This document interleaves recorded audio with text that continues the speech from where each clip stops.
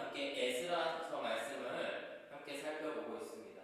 에스라서 말씀이 어느새 중간을 지나가고 있는데요. 이제 중간이 되어서야 이제 주인공이라고 할 수 있는 에스라가 처음으로 등장을 하게 됩니다. 에스라서 말씀을 통해서 우리가 알 수 있는 핵심적인 교훈 그리고 가르침은 무엇일까요? 간단하게 정리를 해볼 수가 있는데요. 첫 번째는 하나님께서는 우리가 살아가는 이 역사 가운데에서 역사하시는 분이다. 그는 일하시는 분이심을 우리가 알 수가 있습니다. 그리고 그는 단순히 믿는 자들을 통해서만 일하시는 것이 아니고 우리가 보기에는 전혀 하나님을 믿지 않은 것 같은 이방인들조차도 움직이시는 능력을 가지시는 분을 우리가 함께 살펴보고 있습니다. 그리고 그 하나님께서는 우리로 하여금 하나님의 성전을 세우기를 원하시고 그 성전은 건물의 성전도 있지만 동시에 우리들 믿는 사람들 안에 있는 성령의 전을 세우기를 원하신다라는 것을 우리가 알 수가 있습니다. 그런데 이러한 교훈들을 우리가 함께 읽어나가는데 에스라서를 읽으면서 참 어려운 점들이 있습니다. 우리로 하여금 에스라서가 어렵게 느껴지는 여러 가지가 있는데요. 그 중에 한 가지가 바로 에스라서의 말씀은 그 부분이 역사적으로 다른 시간대를 기록하고 있다라고 하는 것입니다. 1장에서부터 6장까지의 말씀을 우리가 살펴보았고 오늘 7장으로 넘어가게 되는데요. 여러 왕들의 이름이 나옵니다. 무슨 왕 시절에 이런 식으로 이야기가 나오게 되는데요. 여러분 잘 아시겠지만 왕의 이름이 나온다라는 것은 그 시대가 다르다라고 하는 것입니다. 우리가 잘 알고 있는 태종 이방원의 시대와 그리고 그 후대인 세종대왕의 시대는 다르지 않습니까? 태종의 시대이면서 세종의 시대일 수가 없듯이 마찬가지로 우리가 이름은 낯설지만 고레스 왕의 시대가 다르고 다리오 왕의 시대가 다르고 그리고 오늘 본문에서 보았던 아닥사스다 왕의 시대가 다르다라는 것입니다. 1장에서 살펴본 고레스는 이 바사 페르시아라고 하는 제국을 세운 초대 왕입니다. 그리고 그 이후에 나오는 다리오 왕과는 20년 가까운 10여 년의 시간차를 가지고 있습니다. 그리고 그 이후에 오늘 함께 본 아닥사스다 왕, 특별히 이 에스라가 살았던 시대는 대략 다리오 왕으로부터 60년 가까운 시간의 차이가 있는 왕이다라고 하는 것입니다.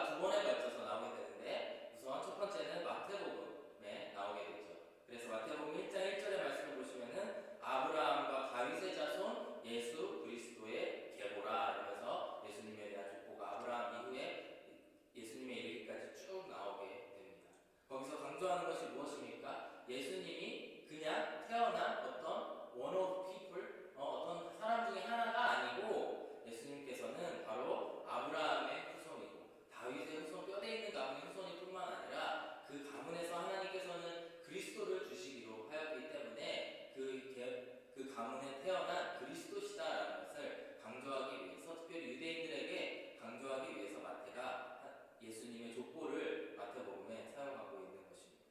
또한 유명한 예수님의 족보가 누가복음 3장에 나오게 되는데요. 누가복음의 족보는 예수님으로부터 시작해서 쭉쭉쭉쭉 위로 올라가서 아브라함을 넘어 아담을 넘어 하나님까지 가게 되는 족보입니다.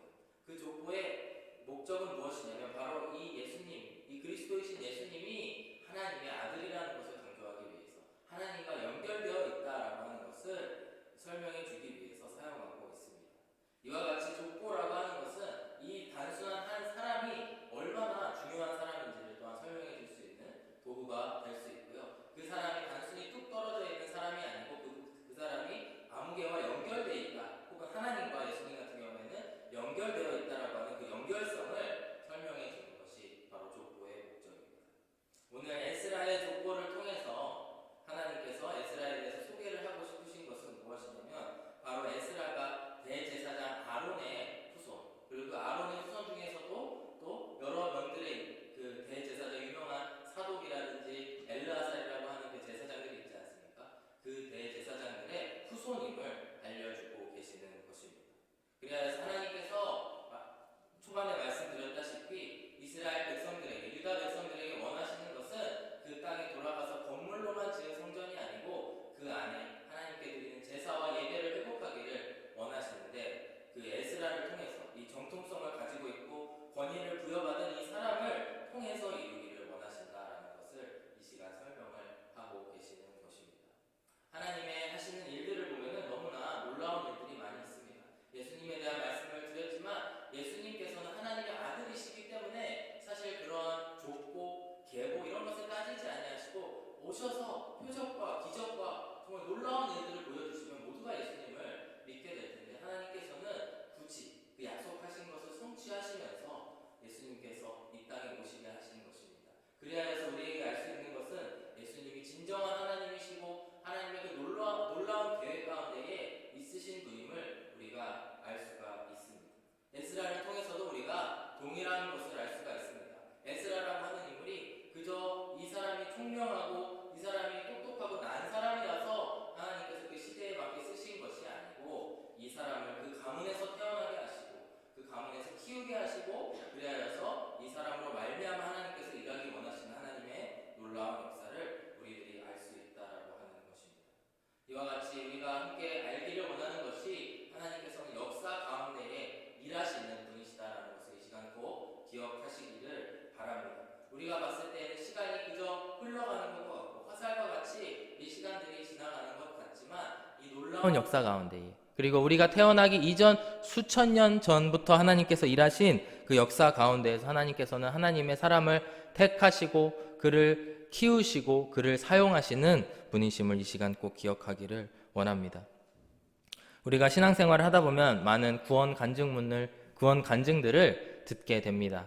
하나님께서 저를 이 자리에 불러주신 것은 하나님의 은혜입니다. 이렇게 제가 전에 저의 삶을 보았을 때에는 아무것도 알지 못했지만 지나온 모든 세월들을 돌아보면 그 어느 것 하나 주님의 손길이 없음을 고백합니다 라고 말씀하는 이제 신앙 간증문, 구원 간증들을 우리가 자주 듣게 됩니다. 우리도 오늘 이 시간, 고난주간을 앞둔 이 시간에, 그리고 부활절을 앞둔 이 시간에 하나님께 바라는 것은 주님, 저의 그 마음을 다시 한번 회복시켜 주시기를 원합니다. 제가 하나님 처음 만났을 때에 주님 저에게 그 마음을 주셨고 그 은혜 안에 살아가는 것이 너무나 행복했는데, 어느새 저도 60년, 70년이 지난 이 에스라 시대 이전의 이스라엘 백성들처럼 성전은 지었지만 그 안에 죽어있는 신앙들이 있다면 이 시간 고쳐주시기를 원합니다. 그리하여서 그 역사 가운데에 일하시는 하나님과 동행하여서 주님께 쓰임받는 사람이 되게 하여 주시옵소서 고백하시고 나아가시는 저와 여러분들이 되기를 간절히 바랍니다.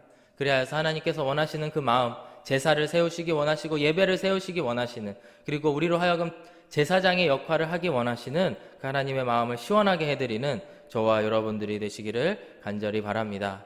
이와 같이 하나님께서는 역사 가운데에서 일하시면서 인물을 세우신 하나님이셨습니다. 그런 하나님께서는 그런 어떠한 인물을 세우셨는지 오늘 또 에스라가 어떤 인물인지에 대해서 함께 살펴보기를 원하는데요.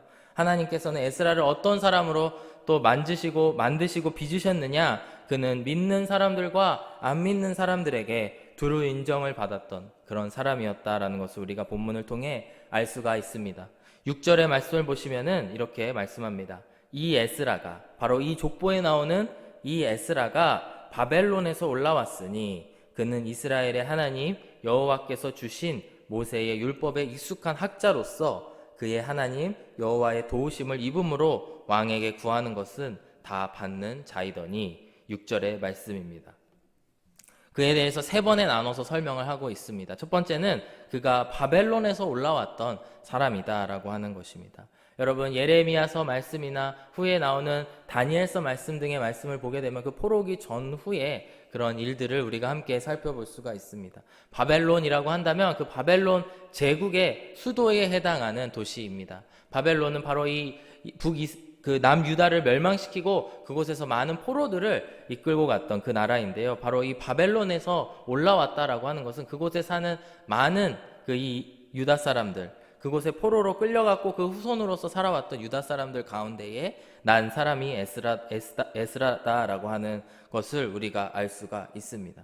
제가 설명을 드렸습니다만 어느새 그 70년의 포로기가 지나고 1차 귀환이 일어나게 됩니다. 그리고 그 이후에 20년 동안 성전을 지을지 말지 이렇게 고민하는 사투가 있었고요. 성전이 완성이 되고 오늘 또 60년 가까운 시간이 흘렀습니다. 대략적으로 계산해도 100년이 훌쩍 넘는 150년에 가까운 그 시간이 지났지만 에스라는 그 민족 가운데에서 그 민족 사람들, 그 이방 땅에서 고통받고 있는 그 민족들 사이에서 함께 살아가는 그런 사람들, 그 이민 세대였다라는 것을 우리가 알 수가 있습니다. 그러면서 동시에 두 번째로 에스라에 대해서 하나님께서 설명하시는 것은 그는 이스라엘의 하나님 여호와께서 주신 모세의 율법에 익숙한 자였다. 그 가운데에서 그 포로기의 그 어려운 상황 가운데에서도 에스라는 하나님의 말씀을 늘 가까이 하는 그 율법에 익숙한 사람이었다라고 하는 것입니다. 오늘날에는 우리가 핸드폰도 갖고 있고 또 서로 요즘에 우리가 성경 통독을 같이 2년째 해나가면서 카톡으로 매일 아침 리마인더도 오면서 하니까 우리가 또 성경 통독을 매일 잘 해나갈 수 있지 않습니까? 근데 이때의 말씀을 기억했을 때에 이 구약성서의 말씀들 그리고 토라의 율법들이 두루마리에 기록되고 사실 이 책을 본다는 것 자체가 사실 쉽지 않은 그 시대였음을 우리가 잘 알고 있습니다. 그럼에도 불구하고 이 이스라엘 사람들 가운데 있는 이 에스라라고 하는 사람은 모세의 율법에 익숙한 학자다. 하나님의 말씀을 늘 가까이 했던 사람임을 우리가 알 수가 있습니다. 동시에 그는 세 번째로 하나님 여호와의 도우심을 입음으로 왕에게 구하는 것은 다 받는 자였다. 이렇게 말씀을 합니다. 동시에 그는 사회적으로도 인정받는 사람이었던 것 같습니다. 정확히 그가 어떠한 행적을 가지고 어떻게 살아온 인물인지는 성경이 기록하지 않지만 그가 그 바벨론 땅에 살면서 심지어 왕에게 구하는 것은 다 받는 자였다라고 하는 것을 통해서 그가 신앙적인 것과 동시에 사회적으로도 인정받는 사람이 아니었을까 생각을 하게 됩니다. 우리가 항상 생각하면서 우리 신앙생활을 돌아보면서 바라는 것은 세상에 나가서의 우리의 실력도 겸비하고 또한 우리의 영성도 겸비된 그런 사람처럼 사람이 되기를 간절히 바라는 마음들이 있습니다. 오늘 에스라는 어떻게 보면 우리가 봤을 때에는 참 대단한 사람, 참 뛰어난 사람인 것 같습니다. 그는 그 제국시대의 그 식민지 땅에 살아가면서도 그곳에서 신앙을 지키면서 동시에 세상적으로도 왕에게도 인정받는 그런 사람이었음을 우리가 알 수가 있습니다. 그런데 이 에스라서를 기록한 이 에스라는 어떻게 이야기를 하냐면 이것이 모두 하나님 여호와의 도우심을 입음으로써 가능했다라고 6절의 말씀은 이야기를 하고 있습니다.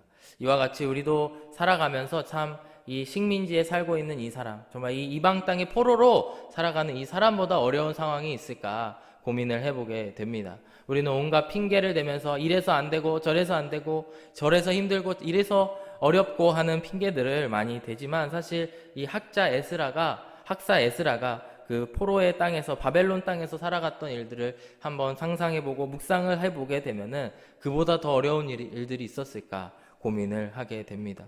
우리도 하나님의 도우심을 받고 늘 살아가시는 저와 여러분들이 되기를 바랍니다. 엄혹한 시대일수록 또 어려운 시대일수록 우리가 더 하나님을 바라고 하나님을 생각하면서 하나님의 힘을 의지하여서 하나님 여호와의 도우심을 받는 사람들이 다 되시기를 간절히 바랍니다. 그래서 민족을 다시 일으키실 때에 그 땅에 다시 예배를 회복하실 때에 쓰임받는 그 에스라의 모습처럼 우리도 또한 그 모습들에 쓰임받기를 간절히 바랍니다. 마지막 세 번째로 에스라가 어떤 사람이었는지 또 하나님께서 그를 어떻게 세우셨는지 함께 살펴보기를 원하는데요. 하나님께서는 에스라엘을 어떤 사람으로 빚어가셨냐면 마음에 굳건한 담대함을 주신 하나님이시다라는 것을 이 시간 꼭 기억하기를 원합니다. 사실 7장 전체를 보게 되면 핵심 구절이 10절이라고 생각을 합니다. 이렇게 10절은 기록을 합니다. 에스라가 여호와의 율법을 연구하여 준행하며 율례와 규례를 이스라엘에게 가르치기로 결심하였었더라. 이렇게 말씀이 에스라에 대해서 또 소개를 하고 있습니다. 마지막 구절에 그가 이스라엘에게 율법을 가르치기로 결심하였다라고 하는 결심하다라고 하는 단어가 있는데요. 이 단어의 어원은 똑바로 서 있는 건물들을 가리킬 때에 쓰는 단어라고 합니다. 사람이 꼿꼿이 서 있는 모습을 나타내는 것이기도 하고 동시에 잘 서 있는 그런 기둥들을 설명할 때에 사용되는 단어라고 합니다. 우리는 사사기에서 삼손의 이야기를 아주 잘 알고 있습니다. 삼손이 사사로서 살아가지만 계속해서 그 유혹에 빠지게 되고 마지막에는 그 눈이 다 뽑히는 비참한 그런 상황에 처해지게 됩니다. 우리가 삼손의 드라마나 삼손에 대한 여러 가지 그 연극 같은 거를 봤을 때의 마지막 장면을 혹시 기억하십니까? 삼손이 그 두 기둥을 뽑아서 그것을 부시고 그 건물로 인해서 그 수천 명에 해당하는 그 이방 사람들을 블레셋 사람들을 죽였다 이런 말씀들이 나와 있습니다. 거기서 이 집을 버틴 기둥이라고 하는 표현에 사용되는 단어가 바로 오늘 사용하는 결심하였다라고 하는 것과 동일한 어원을 가지고 있습니다.